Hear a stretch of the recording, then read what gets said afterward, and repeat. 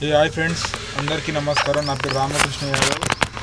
ఏం లేదు ఫ్రెండ్స్, నిన్న మన హైదరాబాద్ ఆట అందరికీ నచ్చింది, అవును కదా. ఐపీఎల్లో నిన్న హైదరాబాద్ ఆడిన ఆట ఇంత అసలు వరల్డ్ రికార్డు బ్రేక్ చేసింది భయ్యా. నిజంగా చెప్తున్నా, మామూలుగా ఆడలేదు మన ఎస్ఆర్హెచ్ ప్లేయర్స్ అయితే.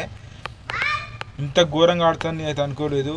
287 హైయెస్ట్ స్కోర్ ఐపీఎల్లో. గ్రేట్ భయ్యా, నాకైతే బాగా నచ్చింది. అలాగే ఆర్సీబీ చెత్త ఓడిపోయింది భయ్య అని అందరు అంటారు, కానీ ఆర్సీబీ కూడా మస్తు పోటీ ఇచ్చింది.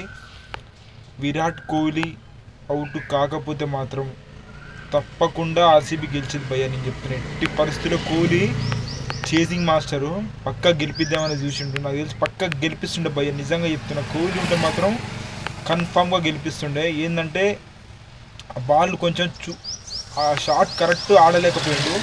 అది ఆ షాట్ మిస్ అవ్వడం వల్ల, లేకుంటే బాల్ దాకా 6 వెళ్ళిపోతుండే. దానివల్ల మన హైదరాబాద్ ఊపిరి పీల్చుకుంది. కానీ లేకుంటే నా ఆర్సీబీ ఖచ్చితంగా విన్ అయ్యేది.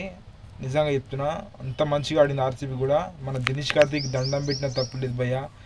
నెక్స్ట్ వరల్డ్ కప్ ఇప్పుడు ఉంది కదా, ఈ నెక్స్ట్ ఐపీఎల్ అయిపోయిన వరల్డ్ కప్ స్టార్ట్ అయింది 24లో. సో ఈ వరల్డ్ కప్కు కూడా దినేష్ కార్తీక్ తీసుకుంటేనే బాగుంటుందని నేనైతే అనుకుంటున్నాను. మస్తు ఫినిషింగ్ ఇస్తుంది భయ్య. సో చూద్దాం భయ్య, మరి ఈసారి మన వరల్డ్ కప్కి ఎవరు ఎంపిక చేస్తారు ఇదని చూద్దాం.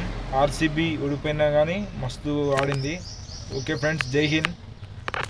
ఛానల్ అసలు లైక్ చేసుకుంటే, అలాగే మన ఛానల్ని సపోర్ట్ చేయండి.